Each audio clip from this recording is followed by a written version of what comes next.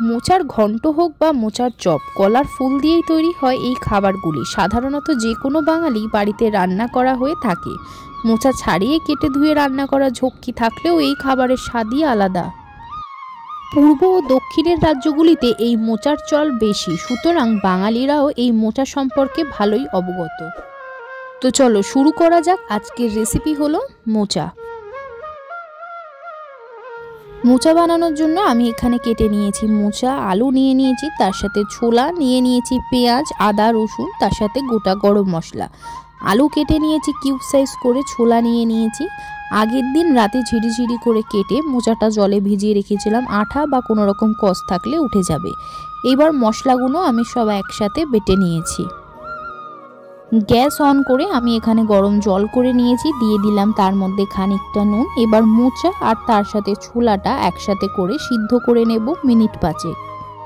আমি এখানে মোচাটা সেদ্ধ করে নিয়েছি বা হালকা একটু ভাপিয়ে নিয়েছি। ভাপানো হয়ে গেলে সেটাকে জল ঝরিয়ে নেব।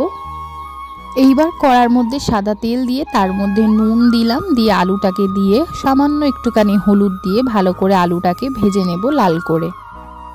আলুটা ভাজা হয়ে গেলে আমি তুলে নেব। ওই তেলের মধ্যে দিয়ে দিলাম গোটা জিরে, শুকনো লঙ্কা, তেজপাতা ফোড়ন। বেটে রাখা মশলাটাও তেলের মধ্যে দিয়ে দিলাম। এইবার এইভাবে ততক্ষণ নাড়াবো যতক্ষণ না আদা রসুনের কাঁচা গন্ধটা চলে যাচ্ছে। এরপরে আমি দিয়ে দিলাম স্বাদ মতো নুন, দিয়ে দিলাম হলুদ গুঁড়ো, তার সাথে দিয়ে দিলাম লঙ্কা গুঁড়ো। আমার আগের ভিডিওতে মমতা কিচেন থেকে কমেন্ট করেছিল, ফার্স্ট লাইক দিয়ে দেখছি, খুলনা থেকে টেস্টি রেসিপি। থ্যাংক ইউ তোমাকে অনেক। যারা আমাকে সাবস্ক্রাইব করে পাশে থেকেছো তাদেরকে অনেক ধন্যবাদ। মশলাটা কষিয়ে নেবার পর এখানে আমি মোচাগুলো দিয়ে দিলাম, যেটা আমি হালকা ভাপিয়ে রেখেছিলাম, ছোলা আর মোচাটা একসাথে। এরপর ভেজে রাখা আলু দিয়ে এইভাবে সামান্য একটুখানি নেড়ে নিয়ে ঢাকা দিয়ে রেখে দিলেই সিদ্ধ হয়ে যাবে আলুটা। আলুটা সেদ্ধ হয়ে গেলে এবার আমি উপর থেকে ঘি ছড়িয়ে দেবো, আর ঘি ছড়িয়ে দিলেই কিন্তু মোচাটা অলরেডি আমাদের এখানে কমপ্লিট হয়ে যাবে।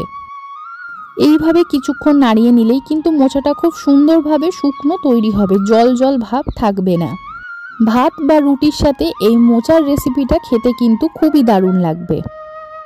আজকের রেসিপিটা যদি তোমাদের ভালো লেগে থাকে তাহলে অবশ্যই একটা লাইক করো, সাবস্ক্রাইব করে পাশে থেকো। রান্নার রিলেটেড যে কোনো কোয়েশ্চেন যদি তোমাদের মনে থেকে থাকে আমাকে কমেন্টে জানিও, আমি রিপ্লাই করব। ধন্যবাদ।